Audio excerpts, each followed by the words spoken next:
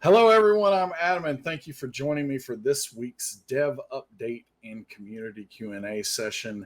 I am feeling a little bit off today, so this one might be a little bit shorter. But the story behind that is I was cleaning out some old comic books and getting them bagged and into boxes through the weekend.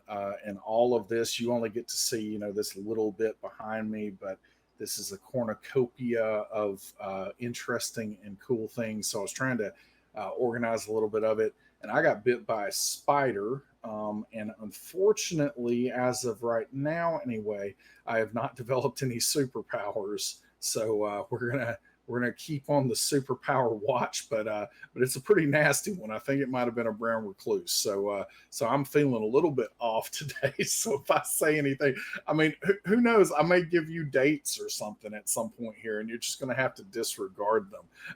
But no, we're going to go with this. If you've got questions, you can ask them by typing question in chat, followed by the question. We're going to go through our updates, and then I will get to as many questions as I can at the end of the stream. So, all right, first, as always, latest updates. We've got upcoming, what's on deck to be worked on, and then those aforementioned questions. So, latest updates for Pathfinder Nexus Early Access. We have the Outlaws of Alkenstar Adventure Path is live now, so you can go out there and check that one out. The latest or last installment of that came out last week, and so we have the adventure path up and ready to go. On deck there is, of course, Dark Archive is coming a little bit later this month. I can't wait for that one to hit because it's got psionics in it, and I really like the way that Pathfinder is handling it. So looking really, really good. That one is coming soon. We're going to have it up for pre-order before too much longer.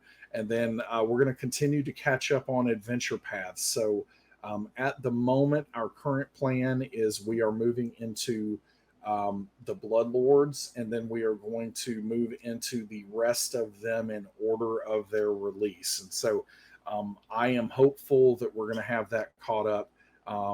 With it, definitely, I think it's very comfortable to say that it's going to be within Q3 here, that all those are going to be caught up, but I hope that it is a good bit sooner than that. And then we are working on the character engine, so we've got some actual UI starting to come together here in the next couple of weeks. I am going to show, I think what we're going to show next is a little bit of the behind the scenes magic of kind of the visual scripting language and some of the stuff that's starting to come together. But we do have actual UI starting to come together where you can on our test site visit the URL that you think that you would need to visit, and you can actually go through screens and start making some of the selections on things like ancestries.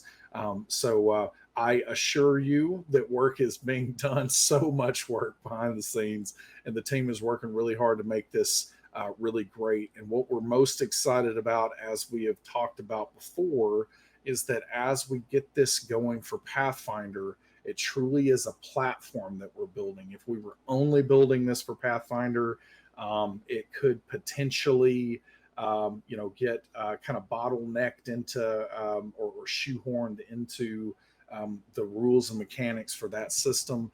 But as you know, we are supporting a lot of different games here, and the flexibility in order to do that is going to be a huge boon. So once we have Pathfinder up and running, we're going to be able to pivot and move into some of these other games and get them up and running.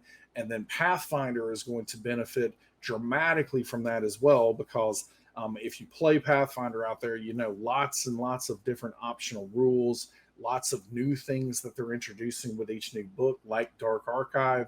And so the flexibility that's being put into the platform is going to be a huge deal when it comes to covering those optional rule elements in addition to other games. So we're working really hard on that. Can't wait for people to see it. Not quite ready for prime time or too many eyes yet, but we're certainly making progress. And then on Vampire Nexus Early Access, we did launch Early Access last week, and it went really, really well. Thank you so much for all of the positive, reception to that, and all the feedback that we've already seen. That is the most important part of early access, is getting that feedback. So thank you for sharing that.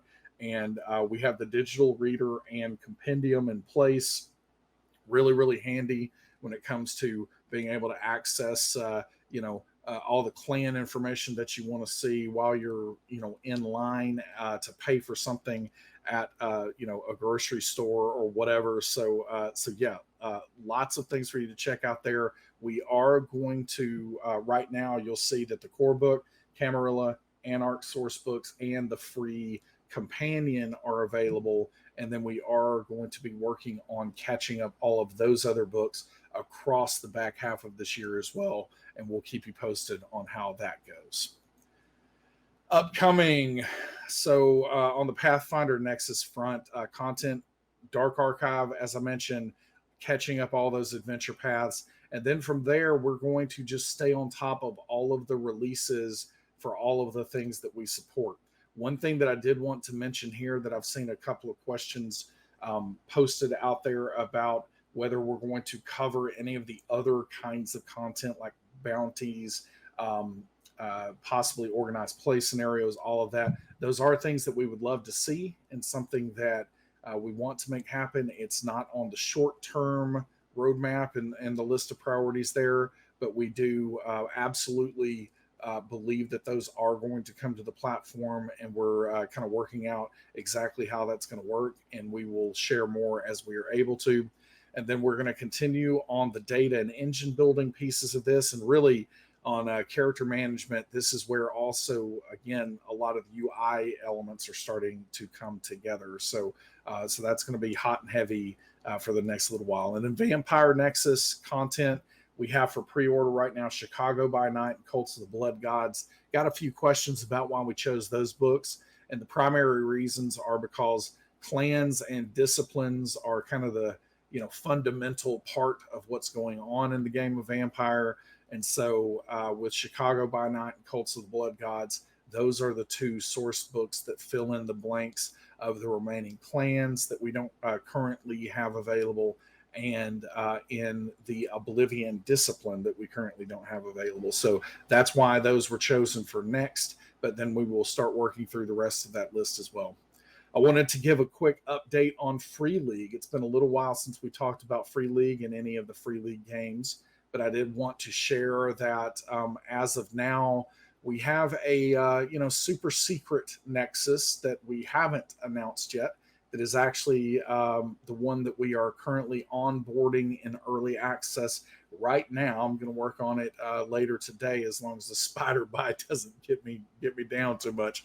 But with that Nexus that we're going to share more about pretty soon, in parallel to that, so basically here within the next couple of weeks, we are going to start spinning up the actual Nexus creation for our first Free League games. We're not quite ready to talk about what those are going to be yet, but there is movement that is about to start on the Free League front.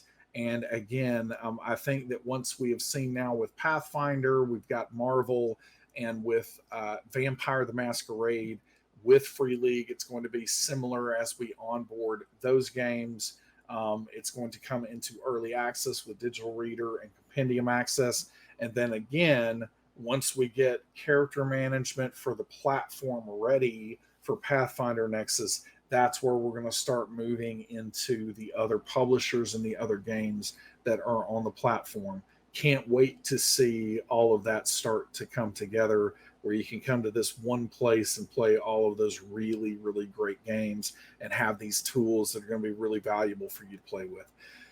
Quick update on the Claw Firm, which is our Pathfinder show that we have had targeted for some time. We've got an incredible cast that we pulled together. The show is going to be facilitated by the incredible Mark Meir. I have worked with him on a project recently, and it was just seriously so much fun. Can't wait to see what he does with Pathfinder here.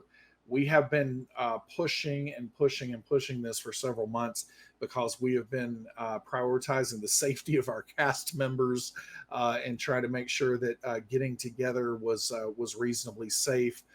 At this point, with a lot of the travel concerns that are going on out there, I don't know if any of you have tried to fly recently, but it has not been fun. All of those factors considering, we have a quick update that we are going to forego getting everyone together in the studio, and we're going to instead do this as a remote production. Again, trying to prioritize the safety of the cast. We still think it is going to be an incredible, incredible show because that cast is incredible. And of course, all of them are pretty well versed in playing remotely, like many of us who stream actual play are these days. And so we think we want to get this show out and let people start watching some really great Pathfinder content.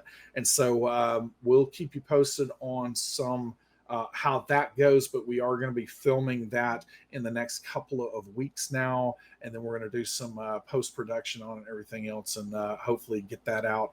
Definitely going to get it out later this year, and if we were continuing to hold on to the in-studio promise there, we don't know when it was going to come out. So that's the way that we're progressing forward with the Claw Firm. Can't wait for you to see it. We'll share more as we have more confirmation on those details. And then we do have a new Children of Erte episode tonight. So this month, we missed a couple of weeks ago. And so this month did not have an On the Erte after show. And so all of the episodes for the rest of this month are also going to be on. And so looking forward to that episode tonight at 6 p.m. Pacific. All right, I think that is everything. We're going to head into questions now. So if you've got those, you can put those into chat. But first, we've got Phoenix D. Black. Since you're using GraphQL for the data, any chance for giving us access to the schema/playground once the character management is available to make building integrations easier? We will we will share more on that as it comes. I can tell you that the intent behind what we're trying to use is we absolutely have the intention to kind of hand the keys over to some of those tools to fans out there at some point. But as far as an internally actually supported API or any kind of access to that, that's not going to come initially. But it absolutely, the power and flexibility that we're putting together is something that we fully intend at some point. It's on the roadmap to let people use those things in the future. It's one of the big reasons that we have gone this direction. Let's see. Our Demibot is now not just duplicating questions like it was last week. It is doing each question 3 times now. And so we're going to have to get Demibot in for some maintenance this week. I don't know what's happening, but I'm going to take him into the mechanic shop. All right. So I think this is a new one. Here we go. Death 25. How was your meeting in time? You were up here recently. We did have a team on site a couple of weeks ago, and it went really, really well. It was great to see the team.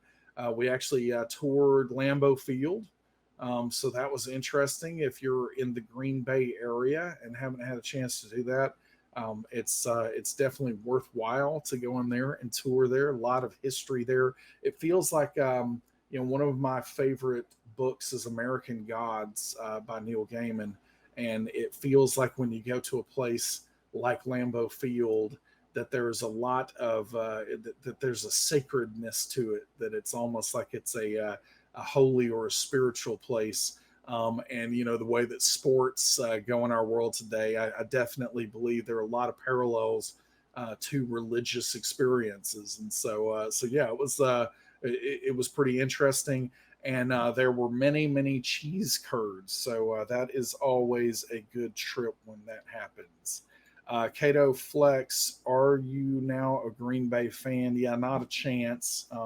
Not a chance. I won't get into that right now. I told the tour guide that I wasn't, and the tour guide didn't seem too impressed by my defiance. But yeah, definitely not a Green Bay fan.